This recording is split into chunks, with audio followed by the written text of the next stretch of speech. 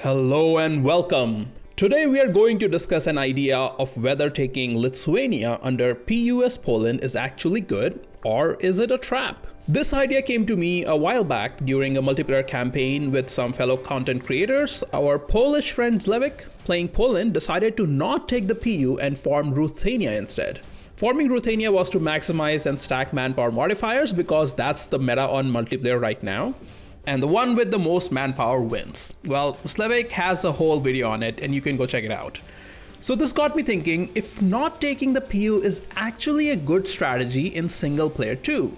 Is it possible we have been duped by EU4 devs all this time? Well, let's find out.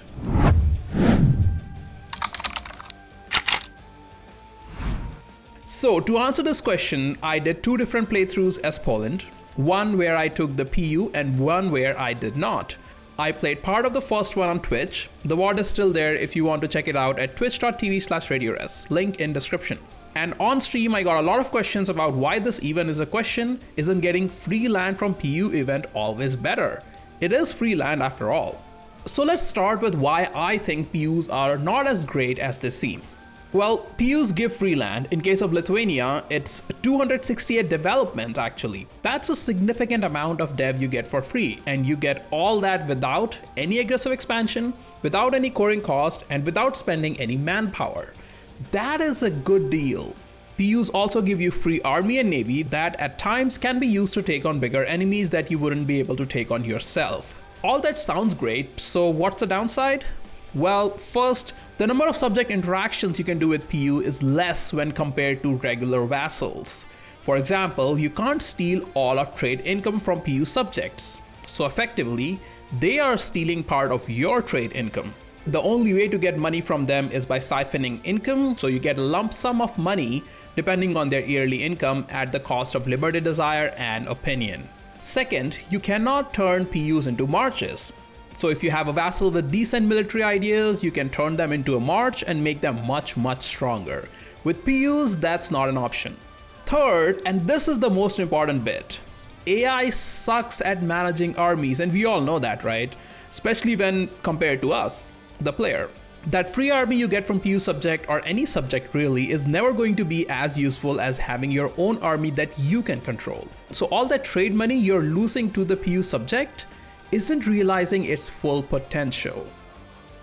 So now let's get back to our original question and look at the Poland situation more closely. Like I mentioned, I did two different playthroughs with Poland. The first one where I did not take the PU. The whole idea behind this playthrough is that you can snowball early monarch points generation so hard that you don't miss the massive Lithuania as PU. So the event where you don't take the PU gave me a 5-5-5 ruler, which is really good.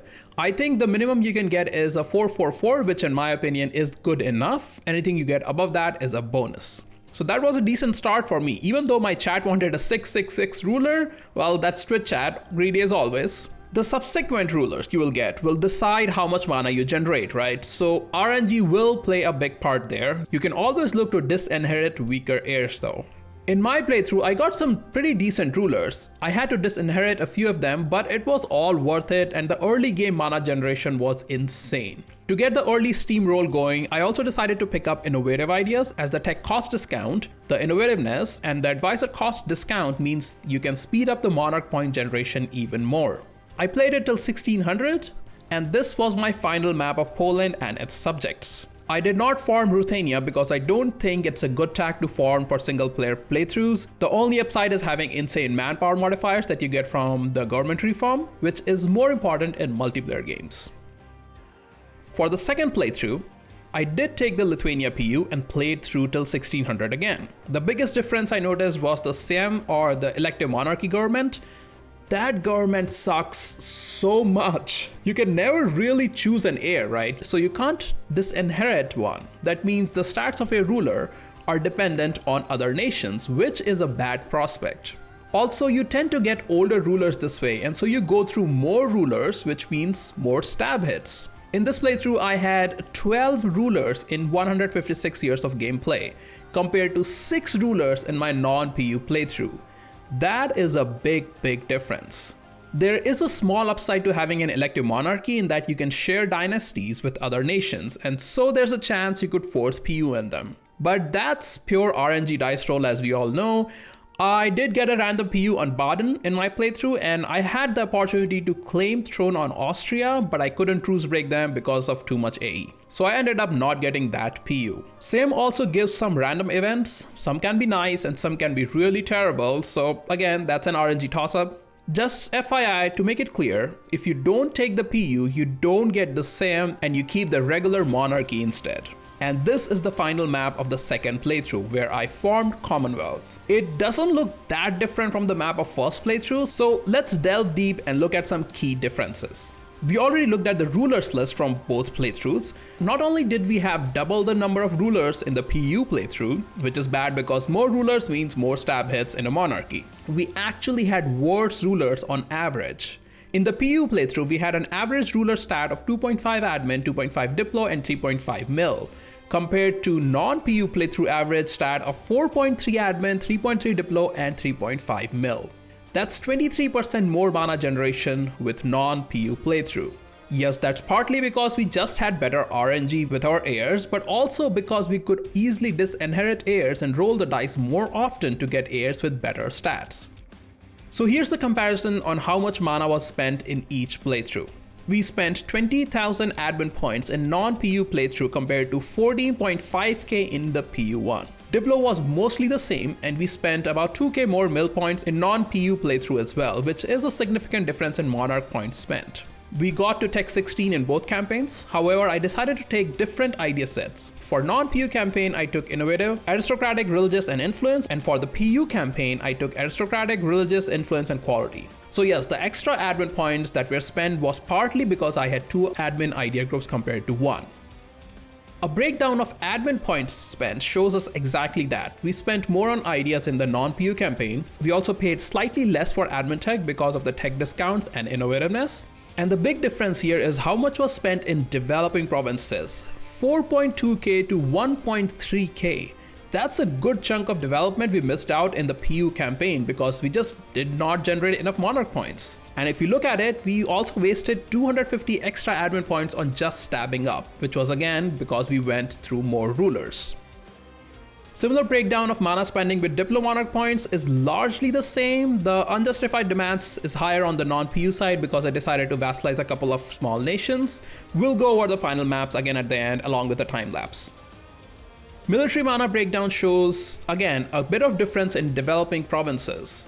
2500 to 900, that's a good amount of manpower development you're missing out on. The ideas column shows a difference because I took 2 mil ideas in the PU campaign. So overall, monarch points generation favors the non-PU playthrough, which was expected, and we were able to amplify the mana usage more by taking early innovative idea group, which gives us tech discount, advisor cost discount, and innovativeness. So that was monarch points. What about income though? Do we miss out on all that juicy income from Lithuanian provinces after forming Commonwealth? Looking at the income breakdown, it's not really that different. It's slightly in favor of the non-PU campaign, even after we removed the temporary war reps. The PU campaign was slightly more production income and gold income from taking the Kosovo province, which in hindsight, I should have taken the Kosovo early in the other playthrough as well, but largely the incomes look similar.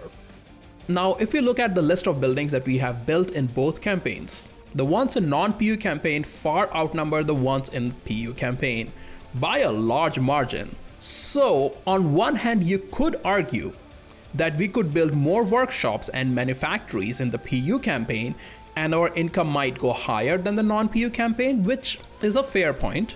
However, notice here the number of courthouses I have spammed. 75 courthouses compared to none. Courthouses will pay dividends late game when we start expanding rapidly with full absolutism. So I would take the non-PU campaign building numbers over the PU campaign one here. One thing I did miss out on are the soldiers' households for more manpower, which I should have prioritized in hindsight actually. I spent 42,000 gold on buildings in the non-PU campaign compared to 25,000 gold in the PU campaign. That means I just didn't have the money to spam buildings early game. And overall, the PU campaign wins here too. Looking at total development finally, in the non-PU campaign we had 103 provinces with 1050 dev, plus 1136 dev in subjects, and in PU campaign we had 122 provinces with 1162 dev plus 766 development in subjects. So yes, we had more provinces and more dev in PU campaign, and that's because I formed Commonwealth, right? And you get all those Lithuanian provinces. However, in the non-PU campaign, we had more development per province, and we had significantly more development in subjects. So overall, I would prefer the non-PU playthrough scenario here as well. So we looked at the monarch point generation, and we definitely had more mana in the non-PU campaign.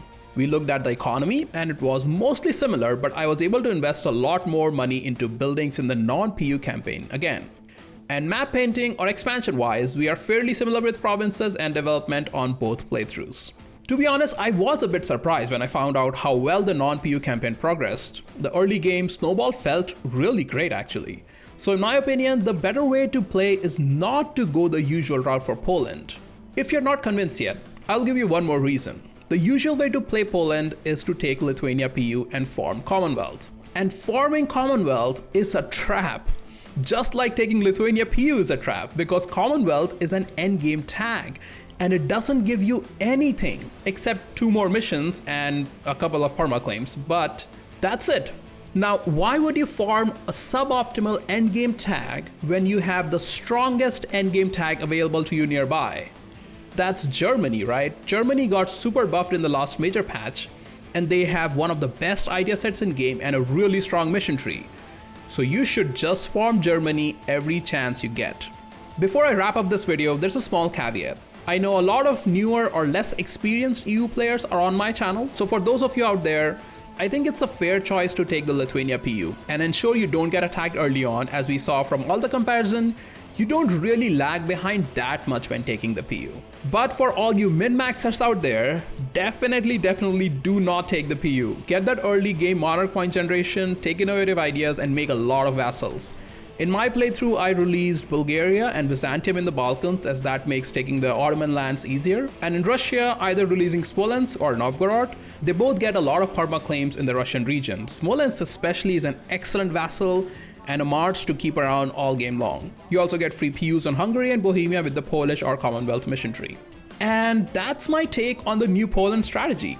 Let me know what you think about it. Have you ever tried playing it both ways? If so, what was your experience like? Let us know in comments. I think it's going to be an interesting discussion. By the way, for those curious, I got all those data charts from this website called Rokali. I might be mispronouncing it, but there's a link in the description. Go check it out. It's really cool. Don't forget to like the video and subscribe to me. Next video is coming soon. You are watching Radio's Guide. Thank you for your time, and I'll see you all in the next one.